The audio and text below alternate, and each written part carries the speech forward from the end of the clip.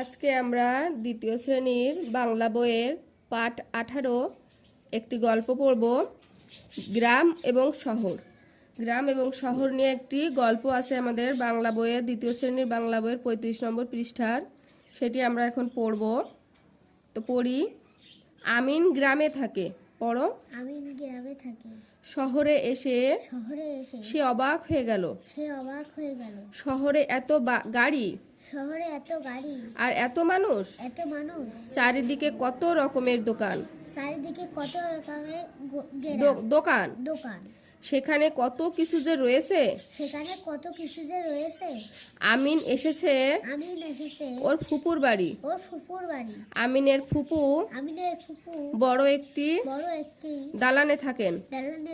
সেই দালানে আরো অনেক পরিবার থাকে। আমিনের ফুফাতো বোন তিথি। আমিন আর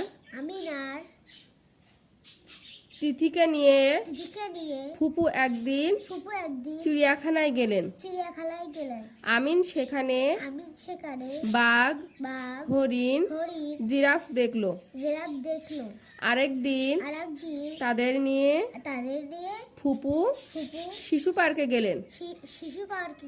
শিশু পার্কে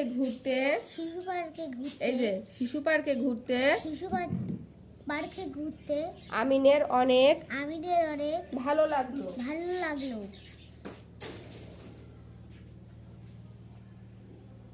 তারপরের পৃষ্ঠা দেখি আমরা কি আছে। তাহলে শিশু পার্কে আমিনের ঘুরতে কি ভালো লেগেছে। তারপরে বলছে এর কয়েক মাস পরের ঘটনা।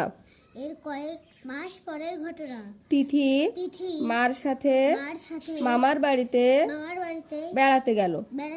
তিথির মামা গ্রামে থাকেন। তাদের বাড়ির পাশে পুকুর। সেখানে হাঁস প্যাক করে ঘুরে বেড়ায়। দেখে তিথির আনন্দ হয়। তিথির মামাতো ভাই আমিন তিথিকে নিয়ে কুমোর পাড়ায় যায়। কুমোর পাড়াটা কি? যেখানে হাঁড়ি পাতিল তৈরি করে মাটির, সেটা কুমোর পাড়া বলে। কুমোর মাটি দিয়ে হাঁড়ি পাতিল ও পুকুর বানায়। পুতুল বানায়। তিথি মাটি দিয়ে হাঁড়ি বানানোর চেষ্টা করে। গ্রামে কত গাছ, গাছে গাছে কত পাখি। রাস্তার দুপাশে ফসলের ক্ষেত। সেখানে চাষি চাষ করে। গ্রামের পরিবেশ তিথির দারুণ ভালো লাগে। আমিনের গ্রাম একরকম, তিথির শহর আরেক রকম, তাই না? গ্রাম একরকম, শহর কি? এই যে চিত্রটা এখন বলো তো, এটা কিসের চিত্র? গ্রামের চিত্র। আর বলো তো এইটা কিসের চিত্র?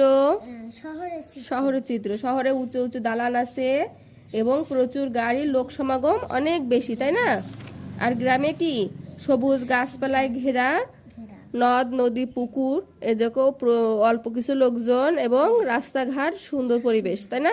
নিরিবিলি একটা পরিবেশ হচ্ছে গ্রাম, আর হচ্ছে ঘনবসতি পূর্ণ পরিবেশ হচ্ছে শহর। তো দুইটাই কি?